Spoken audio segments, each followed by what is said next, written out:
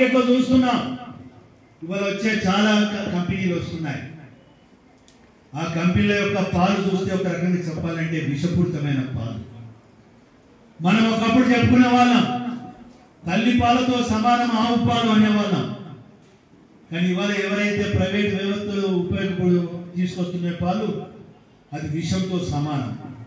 అందులోంచి ఒక నిబద్ధతతోటి నిజాయితీతోటి ఒక స్వచ్ఛమైన పాలు ప్రజలకు అందించడమే మన బాధ్యత. అంటే మన ఎదుగుదలతో పాటుగా సమాజానికి ఒక ఆరోగ్యపరమైన వ్యవస్థను అభివృద్ధి అందించడమే ఒక గురుతర బాధ్యత. అంటే మీరు ఎంత పెద్ద బాధ్యత నిర్వర్తించుకున్న మీరు ఆలోచించండి. అంటే ఒక సామాజిక బాధ్యత కూడా దీంట్లో ఉన్నది. నేను అదే ఆలోచించాను. డైరీ పాలంటే చాలా బ్రహ్మాండంగా కొనుక్కుంటారు.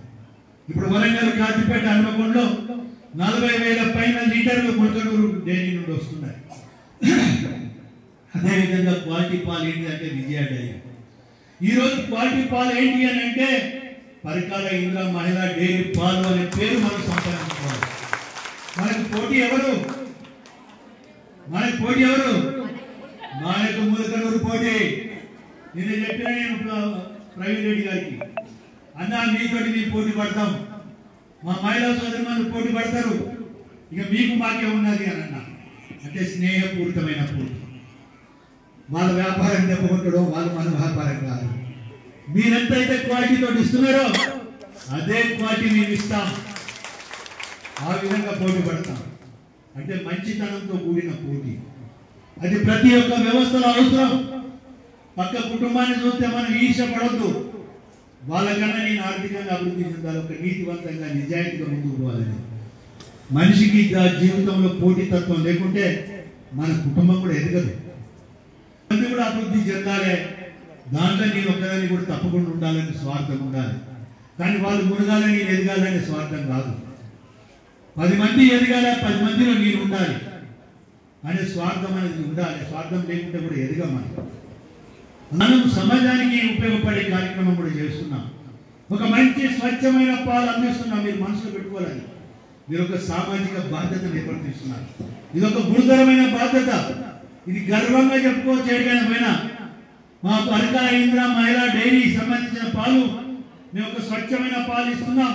మీ ఆరోగ్యానికి మీరు దోహదపడుతున్నాం. వీటి మీద కూడా ట్రైనింగ్స్ ఇస్తారు. ఎందుకంటే బయట నుండి వచ్చే పాలలో ఎలాంటి కల్తీ ఉండదనేది కూడా మీకు తెలవాలి.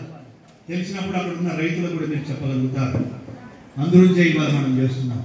మనం మార్కెటింగ్ కూడా ఎవరికి ఇస్తున్నాము? ఎవరికో వ్యాపారవేత్తలకు ఇవ్వడంలే.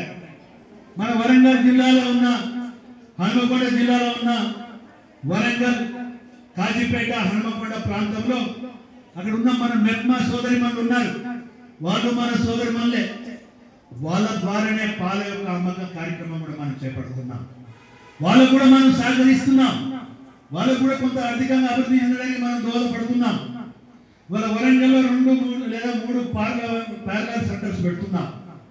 అది మెప్మా వాళ్ళకే ఇస్తున్నాం. మెప్మా సోదరిమణులు ఎవరైతే ముందుకు వస్తారో వాళ్ళకి ఏజెన్సీ ఇస్తున్నాం.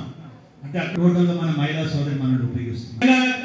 వీలు కాకపోవచ్చు కానీ వచ్చే నెల అక్టోబర్ కానీ నవంబర్ కానీ మ్యాక్సిమం తప్పితే డిసెంబర్ నుండి పాల సేకరణ ప్రారంభించబోతున్నాం. ప్రథమంగా మనం వచ్చి నడికూడ పరికాలు ప్రారంభిస్తున్నాం. ఎందుకంటే మొదటి నుండి మన కాళ్ళ మీద మనం నిలబడాలంటే కొన్ని పొరపాట్లు జరుగుతుంటాయి. ఆ 2 మండలాల్లో పొరపాట్లు సరిదిద్దుతాం. ఎందుకంటే నడికూడ స్టార్ట్ చేయాలని మళ్ళీ ఇంకెందుకు స్టార్ట్ చేయాలని కొందరు ఎగదోస్తులు కూడా ఉండొచ్చు. ఎందుకంటే అన్ని ఒక్కసారి స్టార్ట్ చేస్తే బొక్క బొర్ర పడే పరిస్థితి రావాలని వాళ్ళకు ఉంటారు. కానీ వాళ్ళ ఆశలు మనము విజయవంతం కానీ వాళ్ళకి నిరాశ మిగిలిస్తాం. మనము అంచెలంచెలుగా వ్యవస్థను ఒక లైన్లో పెట్టుకుంటూ